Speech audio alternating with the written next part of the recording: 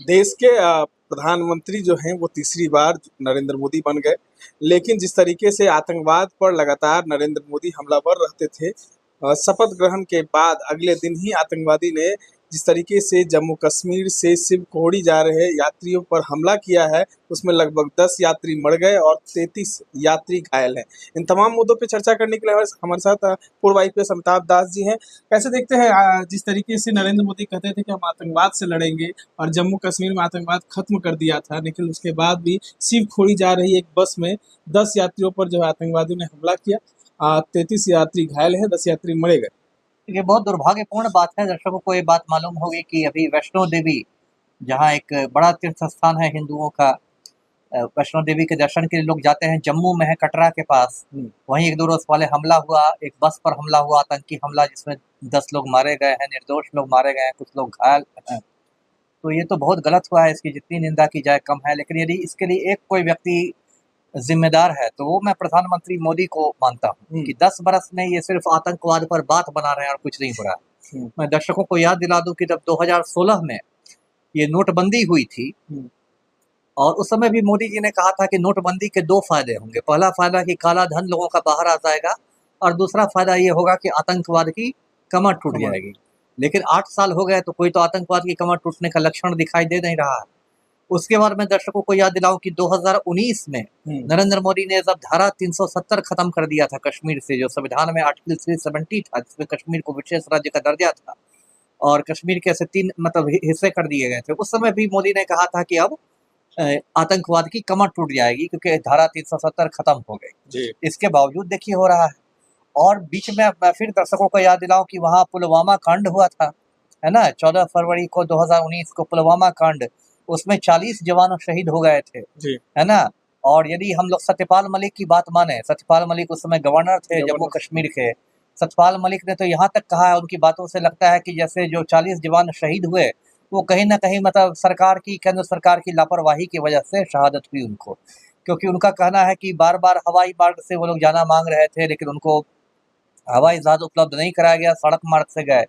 दूसरा एक ये भी सवाल है जो अब तक मतलब अनुत्तरित है, उसका जवाब नहीं मिला है कि 350 किलो आरडीएक्स पहुंच कैसे गया। एक तरफ ये लोग बड़ी बड़ी बातें करते हैं, प्रधानमंत्री कैसे है, हम लोग कड़ी सुरक्षा करते हैं, एक परिंदा नहीं पर मार सकता है, सुरक्षा बलों को खुली छूट दी गई है, वगैरह वगैरह। तो इतना जो आरडीएक्स, जो एक विस्फोटक सामग्री होती है, वो भी कोई 10 ग्राम 20 ग्राम नहीं, 350 किलोग्राम पहुंच गई। तो इससे बड़ी सुरक्षा चूक और क्या होगी। तो उसी सिलसिले में देख सकते हैं। और ये जो वैष्णो देवी वाला हमला हुआ है 2 रोज पहले, इसमें एक बात ये है जो चिंता की बात है कि पहले जो आतंकवादी घटनाएं होती थी वो कश्मीर घाटी में होती थी ज्यादातर, और ये जो आतंकवादी घटना हुई है ये जम्मू में हुई है। मतलब ऐसा हम समझ सकते हैं कि आतंकवाद नए क्षेत्रों में पैर पसार रहा है। और ये भी मैं दर्शकों को बता दूं कि जम्मू का जो इलाका है वो पंजाब से सटा हुआ इलाका है, तो कल को वो आतंकवाद पंजाब में पैर पसार सकता है। पंजाब में तो 80 के दशक में याद ही होगा लोगों को कि खालिस्तानी आतंकवादियों का कितना कहर था, खून की नदियां बहती थी 80 के दशक में पंजाब में। किसी तरह जाके पंजाब शांत हुआ। तो इसमें सरकार को जरूरत है कुछ करने की, सिर्फ बात बनाने से नहीं होगा, कुछ ठोस कदम उठाने। कहा जाता है कि भारत दूसरे देशों को आंख दिखाता है, लेकिन अब भारत के अंदर ही कहीं ना कहीं आतंकवाद पनप रहा है। नहीं, ये सब तो देखिए कहने की बात है, गोदी मीडिया की बात है। गोदी मीडिया को ऑन कीजिएगा तो उसमें रहेगा थर थर कांपा चीन, थर थर कांपा पाकिस्तान, मोदी का डंका बज गया जापान में, मोदी का डंका बज गया ब्राजील में, पाकिस्तान के होश उड़े, चीन घबराया। तो सुबह से शाम तक ऐसे ही होता है।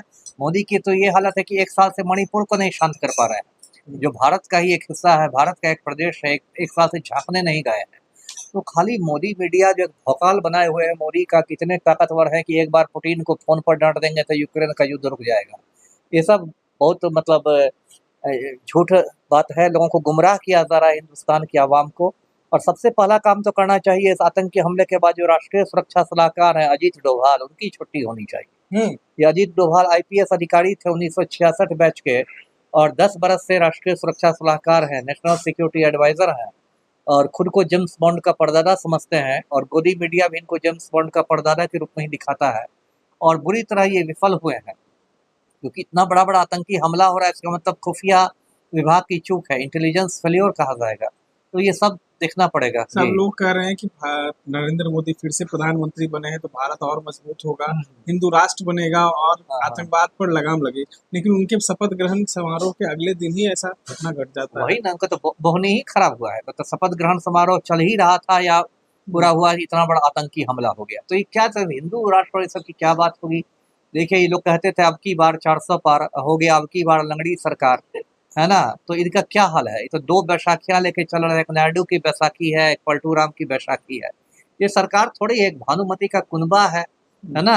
मुझे बाल कवि बैरागी की दो पंक्तियां याद आती है कि पिछली बार बारात थी, अब की बार जमात, तब भी प्रभु के हाथ थी, अब भी प्रभु के हाथ। नीतीश कुमार पे लगातार ये भी आरोप लग रहे हैं कि नीतीश कुमार कब किसके हो जाएंगे ये कोई नहीं किसी जानता। को नहीं पता। नीतीश सबके हैं, हाँ, नीतीश सबके हैं, सबके हैं। सबके हैं, इंडिया गठबंधन के भी हो सकते सबके हैं। हैं। नहीं, कहा जाता है कि इंडिया गठबंधन के सूत्रधार जो है नीतीश कुमार थे। हाँ हाँ, अब फिर कहीं ना कहीं उनका दिल धड़क जाए इंडिया गठबंधन के लिए। उनका तो दिल देखिए सबके लिए धड़कता रहता है। जब उनका शरीर एक गठबंधन में रहता है तो उनकी आत्मा दूसरे गठबंधन में। पलटू राम का ऐसा व्यक्तित्व है कि उनका शरीर और आत्मा कभी साथ में नहीं रहता है ना। जैसे अभी शरीर है एनडीए में तो आत्मा उनकी इंडिया गठबंधन में है। जिस दिन आत्मा आ जाएगी इंडिया गठबंधन में तो शरीर हो जाएगा। तो अटल जी के साथ भी रहे हैं, अब नरेंद्र मोदी के साथ रहेंगे, कहें कि अब सब ठीक है, अब नहीं जाएंगे कहीं। नहीं नहीं, वो तो देखिए इतनी बार उन्होंने पलटी मारी, उनकी विश्वसनीयता खो गई है। वो तो बीजेपी को बड़का झूठा पार्टी कहते थे नीतीश कुमार, अपनी सभाओं में कहते थे, और अब मतलब चरणों में गिर रहे हैं। बार बार नरेंद्र मोदी के पैर पकड़ने लगते हैं, चरण धूलि लेने लगते हैं उनकी। तो इस आदमी का कोई देखिए चरित्र नहीं है, कोई इसकी बात का विश्वास नहीं है, और कब पलटी मार दे, क्योंकि मलाईदार और भारी भरकम मंत्रालय तो मिले नहीं है। तेजस्वी यादव ने भी कल कहा है कि सत्ता पक्ष ये ना सोचे कि विपक्ष कमजोर है, विपक्ष भी मजबूत है, कभी भी कुछ हो सकता है। नहीं नहीं, विपक्ष तो इस बार काफी मजबूत है। देखिए, भाजपा की 62 सीटों का नुकसान हुआ है भाजपा को, आप 303 से पहुंच गए हैं 241 पर। कांग्रेस की सीटें लगभग दुगनी हो गई हैं, 101 पर पहुंच गई है कांग्रेस। तो विपक्ष तो इस बार काफी मजबूत है। इस बार मतलब एकदम कांटे का मुकाबला है, और इसलिए इस बार तो बहुत कमजोर सरकार है। और इसे अच्छा ही है, कमजोर आदमी के लिए, आम आदमी के लिए कमजोर सरकार ही ठीक होती है। चलिए, आम आदमी के लिए कमजोर सरकार होनी ठीक है। और कहीं ना कहीं जिस तरीके से कल शिवखोरी में तमाम लोगों पर जो हमला हुआ है उसकी निंदा भी पूर्व IPS अमिताभ दास कर रहे हैं। इस तरह के तमाम अपडेट्स के लिए बने रहें।